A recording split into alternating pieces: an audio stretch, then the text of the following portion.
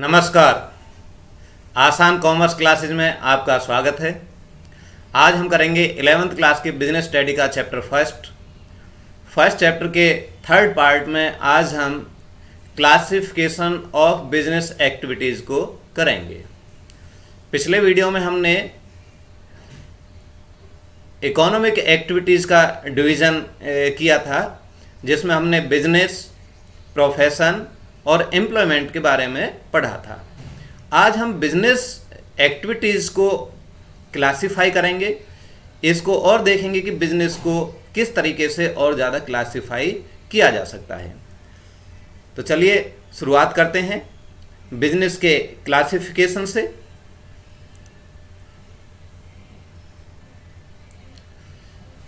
यहाँ पर हमारे एक चार्ट दिया गया है जिसमें बिजनेस का क्लासिफिकेशन किया गया है।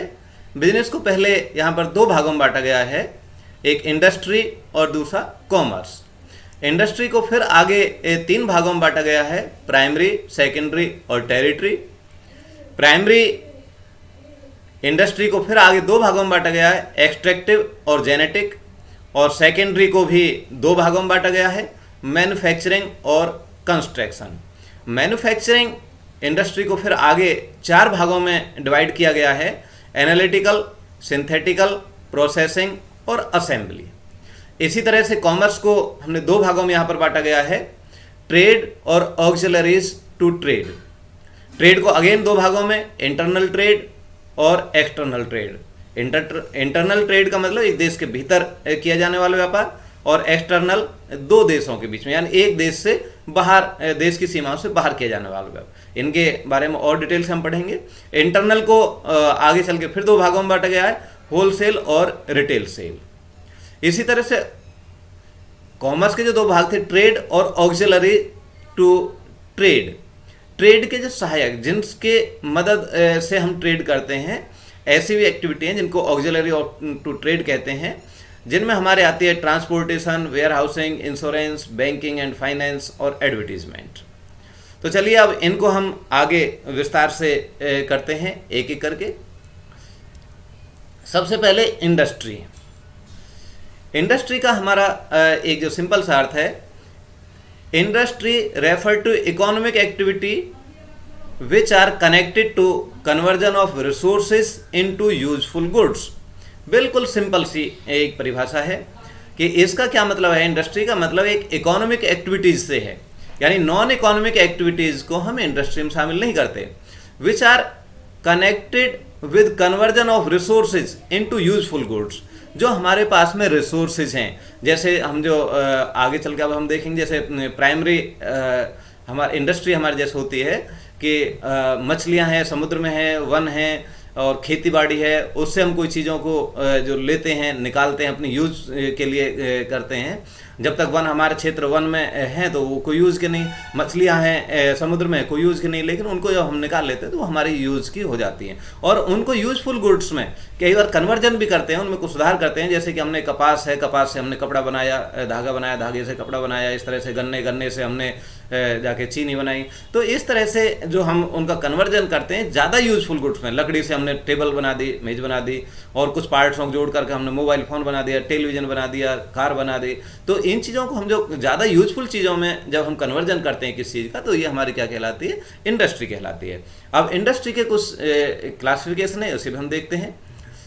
सबसे पहले टाइप्स ऑफ इंडस्ट्रीज, इसमें है primary industries. Primary industries, these include all those activities which are concerned with the extraction and production of natural resources and reproduction and development of living organism, plants, etc. तो primary industry के अंदर हमारी वो सभी activities शामिल होती हैं जो हम नेचुरल रिसोर्सेज से प्राप्त करते हैं और उनका रिप्रोडक्शन करते हैं या डेवलपमेंट करते हैं उनके अंदर, जैसे लिविंग हमारे पशु हैं, पशुपालन करते हैं या डेयरी फार्म करते हैं, साथ में उनमें कुछ चेंजेस लाते हैं, ज़्यादा यूजफुल जेनेटिकल चेंजेस ला करके ज़्यादा यूजफुल एनिमल्स को बनाया जाता है। उसी तरह से प्लांट्स में भी जेनेटिकल चेंज करके कुछ पौधों को मिला करके और अच्छे प्लांट्स उसमें बनाए जाते हैं, हाइब्रिड प्लांट्स बनाए जाते हैं। तो ये सारी चीज़ जो हमारी क्या कहलाती हैं, ये प्राइमरी इंडस्ट्रीज़ में शामिल होती हैं। अब प्राइमरी इंडस्ट्रीज़ को भी हमने आगे चल के दो भागों में बांटा गया है। एक एक्सट्रैक्टिव इंडस्ट्रीज़, एक्सट्रैक्टिव इंडस्ट्रीज में हमारे शामिल होते हैं draw product from natural resources. अगर हम नेचुरल रिसोर्सेज से प्रोडक्ट को निकालते हैं तो ये हमारे क्या कहलाता है, एक्सट्रैक्टिव इंडस्ट्रीज कहलाती है। जैसे मछली पालन है, पशुपालन है, खेती बाड़ी करना है, खनन का कार्य करना है, ये सारे हमारे एक्सट्रैक्टिव इंडस्ट्रीज में शामिल होते हैं। अब एक इसके दूसरा भाग है इसका जेनेटिक इंडस्ट्रीज। जेनेटिक इंडस्ट्रीज में हमारी मिलती जुलती है, लेकिन इसमें परिवर्तन ये है कि एक्सट्रैक्टिव इंडस्ट्रीज में तो हम जैसे सिंपल खेती बाड़ी करेंगे, लेकिन जेनेटिक इंडस्ट्रीज में हम उनमें कुछ चेंज लाएंगे, प्लांट्स में, फसलों में कुछ चेंज लाते हैं, हाइब्रिड उसको फसल बनाते हैं। वहाँ पर इस चीज़ में एंगेज होते हैं कि हम ब्रीडिंग को किस तरह से डेवलप करें। इसी तरह से एनिमल पशुपालन है सिंपल, ये तो एक्सट्रैक्टिव इंडस्ट्रीज में आ जाता है। लेकिन पशुओं में कुछ और सुधार करना, उनकी नस्लों में सुधार करना, उनकी ब्रीडिंग में चेंज करना और ज़्यादा यूजफुल उन्हें बनाना, ये हमारे जेनेटिक इंडस्ट्रीज़ में आते हैं। जैसे नर्सरी है, नर्सरी में नए नए पौधे बनाए जाते हैं, दो पौधों को मिला दिया, कलम लगा दी और एक नया पौधा बन गया। इसी तरह से जो गाय है, गाय पहले हमारी देसी गाय होती थी, अब कई हाइब्रिड काऊ आती हैं जो काफ़ी ज़्यादा दूध देती हैं। तो इस तरह के उनमें कुछ चेंजेस लाकर जब हम कोई कार्य करते हैं तो ये जेनेटिक इंडस्ट्रीज़ में हमारे शामिल होता है। अब आगे चलते हैं हम सेकेंडरी इंडस्ट्रीज़। ये असलियत में अगर हम देखें, जब इंडस्ट्रीज़ की बात आती है तो सेकेंडरी इंडस्ट्रीज़ ही ज़्यादातर इसमें जो नॉर्मल हम नाम लेते हैं जब इंडस्ट्रीज़ का, तो वो सेकेंडरी इंडस्ट्रीज़ ही होती हैं। These are the concern with using material which have already been extracted at the primary stage. Secondary industries में क्या है, जो प्राइमरी स्टेज से जो हमने मटेरियल प्राप्त किया है, जैसे कृषि से हमने अपने अनाज प्राप्त किया है, गन्ने प्राप्त किए हैं, कपास प्राप्त किया है, अब उससे हम कुछ प्रोसेस करके एक नया मटेरियल हम बनाते हैं। जैसे गन्ने की प्रोसेसिंग करके हमने चीनी बनाई, कपास का प्रोसेसिंग करके हमने कपड़े बनाए। तो इस तरह से जो हम मटेरियल, जो हमारे प्राइमरी इंडस्ट्रीज़ का जो मटेरियल था उसको इस्तेमाल करके जब हम नई एक और चीज़ें बनाते हैं उनका प्रोसेसिंग करके, तो ये हमारे सेकेंडरी इंडस्ट्रीज़ कहलाते हैं। इसमें सेकेंडरी इंडस्ट्रीज़ के आगे दो पार्ट हैं, मैन्युफैक्चरिंग इंडस्ट्री, जिसमें से एक है मैन्युफैक्चरिंग इंडस्ट्रीज़। मैन्युफैक्चरिंग इंडस्ट्रीज़ में हम जो प्राइमरी इंडस्ट्रीज से जैसी जो चीज़ें मिलती हैं उनकी फॉर्म में चेंज करते हैं। जैसे जिस फॉर्म में हमें वो मिली थी उस फॉर्म में ना रह करके उसे एक नई फॉर्म बना देते हैं, नई चीज़ बना देते हैं। ये हमारी मैन्युफैक्चरिंग इंडस्ट्रीज कहलाती है। जैसे कि हमने कपड़े से हमने क्या बना दिया, कपास बना दिया, गन्ने से हमने क्या, चीनी बना दी, और क्या लकड़ी से हमने क्या, फर्नीचर बना दिया। तो इस तरह से लोहा निकाला, उससे हमने उसके डिफरेंट टाइप की मशीनें बना दी, हमने कुछ पार्ट जोड़ करके मोबाइल बना दिए। तो ये हमारे क्या मैन्युफैक्चरिंग इंडस्ट्रीज में शामिल होते हैं। और नेक्स्ट है हमारा कंस्ट्रक्शन इंडस्ट्रीज। अब कंस्ट्रक्शन इंडस्ट्रीज में हम कोई नई चीज़ नहीं बनाते, बल्कि जो हमने सामान प्राइमरी इंडस्ट्रीज से जो सामान लिया है उससे हम कुछ कंस्ट्रक्टिव वर्क करते हैं। जैसे रोड बनाना है, बिल्डिंग बनाने हैं, डैम्स बनाने हैं, और जो टनल्स बना ली हैं, नहरें खोदनी हैं, ये जो कार्य हैं, ये कंस्ट्रक्शन से रिलेटेड जो कार्य हैं, ये हमारे कंस्ट्रक्शन इंडस्ट्रीज कहलाते हैं। अब हम आगे देखते हैं types of manufacturing industries. Manufacturing industries को आगे चलकर और हमने 4 भागों में और बांटा गया है, इनको एक एक करके अब हम देखते हैं।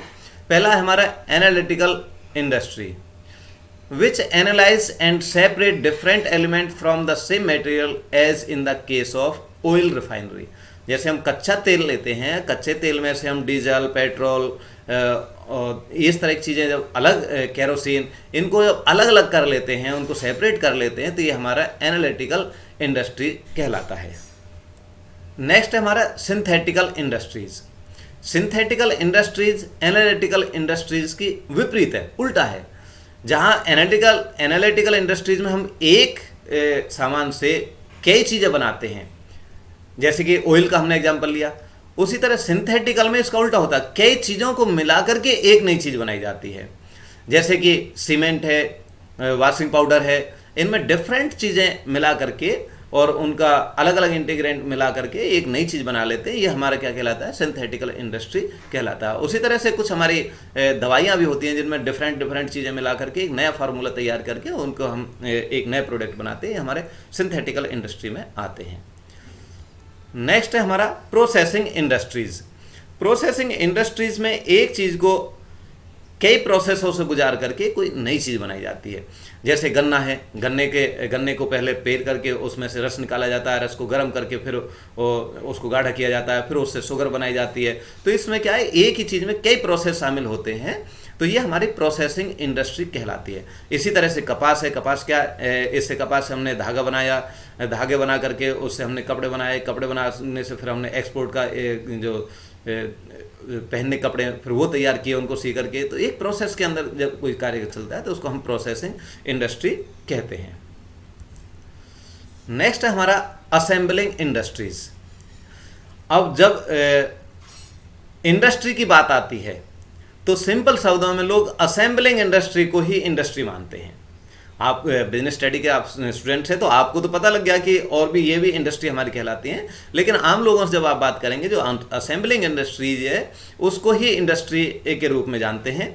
इसमें क्या डिफरेंट पार्ट होते हैं जो उनको जोड़ करके एक नया जो प्रोडक्ट है वो तैयार किया जाता है जो ज़्यादा यूजफुल होता है। ये हमारे असेंबलिंग इंडस्ट्री कहलाते हैं।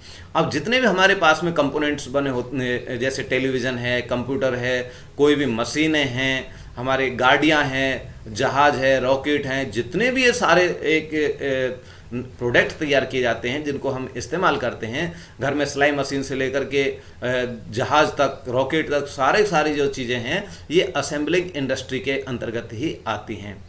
इसमें क्या है कि which assemble different component part to make a new product as in the case of the television, car, computer, जो ये हमारे एग्जाम्पल हैं, ये हमारे असेंबलिंग इंडस्ट्रीज में शामिल होते हैं। अब देखते हैं हम territory industries. These are concerned with providing support service to primary, secondary industry as well as activities relating to trade। ये टेरिटरी इंडस्ट्रीज को हम सर्विस सेक्टर भी कहते हैं। इसमें सर्विसेज प्रोवाइड की जाती हैं प्राइमरी सेक्टर को, कि बिना सर्विसेज के कोई भी सेक्टर, कोई भी इंडस्ट्री हमारी चल नहीं सकती। कि जैसे हम सामान को लाते हैं, ले जाते हैं, उसके लिए ट्रांसपोर्ट की ज़रूरत पड़ती है, फाइनेंस की ज़रूरत पड़ती है, इंश्योरेंस की ज़रूरत होती है। ये सारी चीज़ें हमारी क्या है, सर्विस सेक्टर के अंतर्गत ही आती हैं। ये हमारी हेल्प करती हैं प्राइमरी इंडस्ट्रीज़ को भी, सेकेंडरी इंडस्ट्रीज़ को भी और ट्रेड को भी। आगे चल के इनके हम डिटेल में वैसे तो हमारे transport, banking, insurance, warehouse, communication, packaging, advertisement, ये सारे हमारी सर्विस सेक्टर में ही शामिल होती हैं। इनको टेरिटरी इंडस्ट्री कहते हैं। लेकिन आगे जब हम कॉमर्स पढ़ेंगे तो कॉमर्स के भी दो पार्ट हैं, यानी ट्रेड और auxiliary to trade. Auxiliary trade में ट्रेड के जो सहायक हैं उनमें भी हम ये सर्विस सेक्टर का ही स्टडी करते हैं। तो ये बिल्कुल सेम है। इसको हम टेरिटरी इंडस्ट्रीज भी कहते हैं, सर्विस सेक्टर भी कहते हैं और ऑक्सिलरीज टू ट्रेड भी कहते हैं। तो इनको अब डिटेल से हम ऑक्सिलरीज टू ट्रेड के जो टॉपिक आएगा उसमें हम देखते हैं। तो अब आगे चलते हैं हम कॉमर्स। जैसे कि हमने बिजनेस एक्टिविटीज़ को दो भागों में बांटा गया था, इंडस्ट्री और कॉमर्स। इंडस्ट्री का हमने पूरा स्टडी कर लिए, अब हम कॉमर्स को देखते हैं। कॉमर्स का जो अगर हमारा सिंपल शब्दों में हम देखें, making goods available to consumer from the producer. जब हम चीज़ों को अवेलेबल कराते हैं प्रोड्यूसर से लेकर के कंज्यूमर तक, तो उसमें जितनी भी एक्टिविटीज़ शामिल होती हैं वो सारी हमारी कॉमर्स कहलाती हैं। तो कॉमर्स में इस तरह से हमारी दो चीज़ें हमारी शामिल होती हैं, trade and auxiliaries to trade, यानी एक तो व्यापार और एक व्यापार के सहायक। तो पहले हम देखते हैं आगे चल के व्यापार को। Trade it refer to sale, transfer और एक्सचेंज ऑफ गुड्स। ट्रेड के अंदर हमारा क्या क्या चीज़ शामिल होती हैं, सेल करना और वस्तुओं को एक व्यक्ति से दूसरे व्यक्ति तक पहुंचाना, उनका ट्रांसफर करना, एक्सचेंज, उनके ओनरशिप को एक्सचेंज करना, वो भी किसके, पैसे के बदले। जब सेल की जाती है पैसे के बदले की जाती है। तो ये सेल, ट्रांसफर और एक्सचेंज ऑफ गुड्स ये हमारे किस में आते हैं, ट्रेड के अंदर आते हैं। अब ट्रेड के भी हमारे आगे पार्ट हैं कि इंटरनल ट्रेड और एक्सटर्नल ट्रेड। इंटरनल ट्रेड में अगेन हमारे दो पार्ट हैं। पहले देख लेते हैं इंटरनल ट्रेड क्या है। जब एक देश की सीमाओं के भीतर कोई ट्रेड किया जाता है, कोई व्यापार किया जाता है, तो वो इंटरनल ट्रेड कहलाता है। इंटरनल ट्रेड को दो भागों में बांट गया, होलसेल और रिटेल। होलसेल है थोक व्यापार, यानी जब हम किसी प्रोड्यूसर से बड़ी मात्रा में माल खरीद करके डायरेक्ट कंज्यूमर को ना बेच करके छोटे दुकानदारों को बेचते हैं, तो ये होलसेल ट्रेडिंग कहलाता है। और वहीं पर रिटेल, जब सीधा माल कंज्यूमर को बेचा जाता है, होलसेलर से लेकर या डायरेक्ट प्रोड्यूसर से लेकर, लेकिन जब छोटी छोटी मात्रा में कंज्यूमर को, उपभोक्ताओं को जब माल बेचा जाता है, तो ये हमारा रिटेल ट्रेड कहलाता है। तो दोनों में अंतर क्या है, होलसेल में और रिटेल में? होलसेल बड़ी मात्रा में किया जाता है, रिटेल छोटी छोटी मात्रा में बेचा जाता है। होलसेल डायरेक्ट कंज्यूमर को नहीं बेचा जाता, बल्कि होलसेल में हम जो अपने गुड्स हैं उनको रिटेल ट्रेडर को बेचते हैं।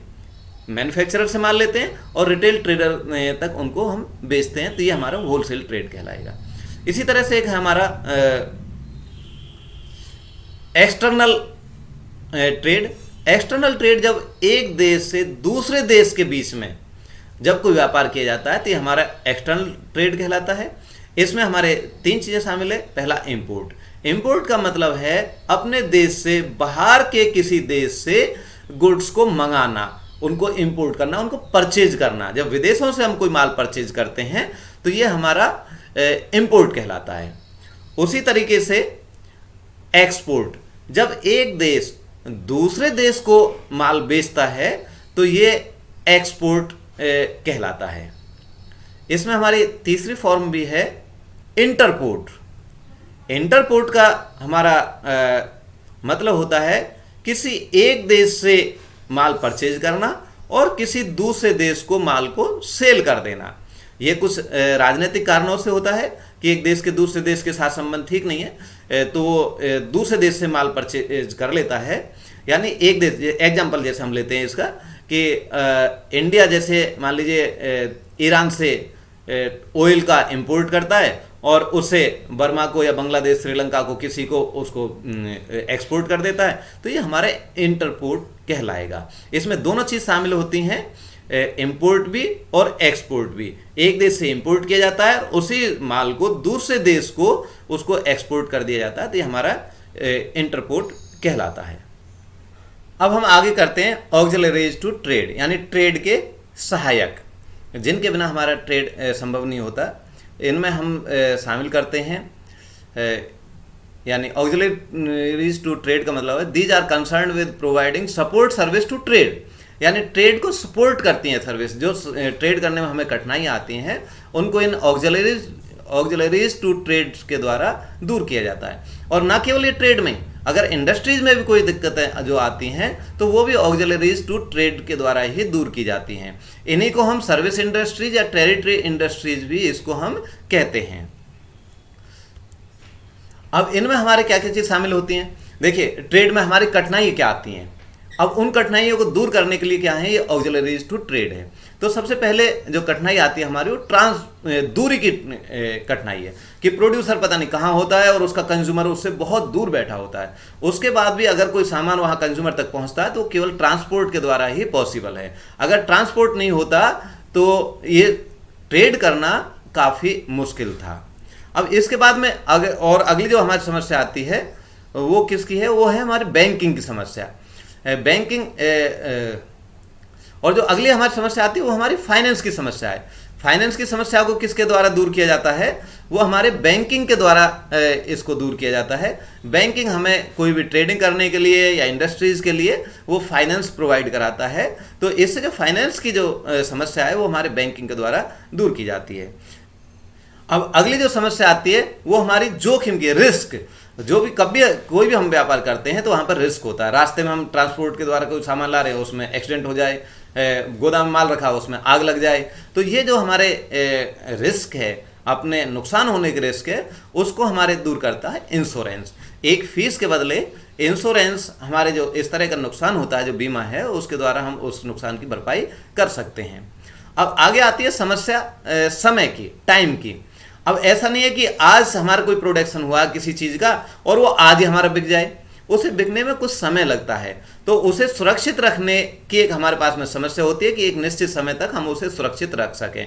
वो जो सुरक्षित रखा जाता है वो वेयर हाउसिंग के द्वारा ही के द्वारा रखा जाता है। जैसे किसान है अपने अनाज को एक वेयर हाउस में रख सकते हैं, कुछ फीस के बदले अलग से वेयर हाउस अलग से लोग बना लेते हैं और वहाँ से जब वो बेचना होता है तब उसे वहाँ से निकाल लेते हैं। इस तरह से बड़े बड़े कोल्ड स्टोरेज है जहाँ पर इसमें दो चीज़ों का ध्यान रखा जाता है कि एक निश्चित समय तक सामान हमारा खराब ना हो। तो ये जो समय की एक जो दूर समस्या है, एक साथ वो ना बिकने की जो समस्या है वो वेयर हाउसिंग से हमारी दूर होती है। दूसरा दूरी की जो समस्या है वो ट्रांसपोर्ट के साथ साथ में हमने कम्युनिकेशन से भी वो हमारी दूर होती है। अब हम आज यहीं बैठे बैठे ऑर्डर करके सामान को कहीं से मंगा सकते हैं। आज यहाँ से फ़ोन करके या मेल करके या ऑर्डर करके हम घर बैठे बैठे कहीं से भी सामान को मंगा सकते हैं। आजकल तो हमारे नेटवर्किंग सेलिंग है, ऑनलाइन जो सेलिंग है उससे भी हम घर बैठे अपने ऑर्डर करते हैं और सामान हमारे पास में आ जाता है। ये केवल क्या कम्युनिकेशन से ही ये संभव हो पाया है। अब पैकेजिंग, जब हम सामान को एक स्थान से दूसरे स्थान पर ट्रांसपोर्ट के द्वारा जब उसको शिफ्ट करते हैं, ले जाते हैं, तो भी उसके ख़राब होने के चांसेस होते हैं। तो उसको सही तरीके से पैकेजिंग करना, पैकेजिंग भी अपने आप में एक अलग कार्य है। उसको सुरक्षित रखना, इस तरह से पैकेजिंग करना कि सामान रास्ते में टूटे नहीं, खराब ना हो। तो ये हमारे पैकेजिंग के अंतर्गत आता है। अब दूसरी बात आती है हमारी नॉलेज की। अब लोगों को पता ही नहीं होता कि हम क्या प्रोडक्ट बना रहे हैं, तो उसके बारे में, प्रोडक्ट के बारे में क्या काम आता है ये नहीं पता होती। तो उसके लिए एडवर्टीजमेंट के द्वारा लोगों को ये जानकारी दी जाती है कि हम क्या प्रोडक्ट बना रहे हैं और ये आपके लिए किस तरीके से फ़ायदेमंद है। तो उस एडवर्टीजमेंट के द्वारा उस को सेल करने में वो हमें मदद मिलती है। इस तरह से कॉमर्स में हमारी दो चीज़ शामिल हुई, ट्रेड और auxiliaries to trade. Auxiliary trade में हमारे वो सभी चीज़ें शामिल है जो कि हमारे ट्रेडिंग में जो हमारे मदद करती हैं। तो इस तरह से आज हमने बिजनेस का जो पूरा क्लासिफिकेशन किया। तो आज आशा है कि आप सभी को बिजनेस जो एक्टिविटीज़ का क्लासिफिकेशन है वो आपको समझ में आ गया होगा। आज के लिए इतना ही। नमस्कार।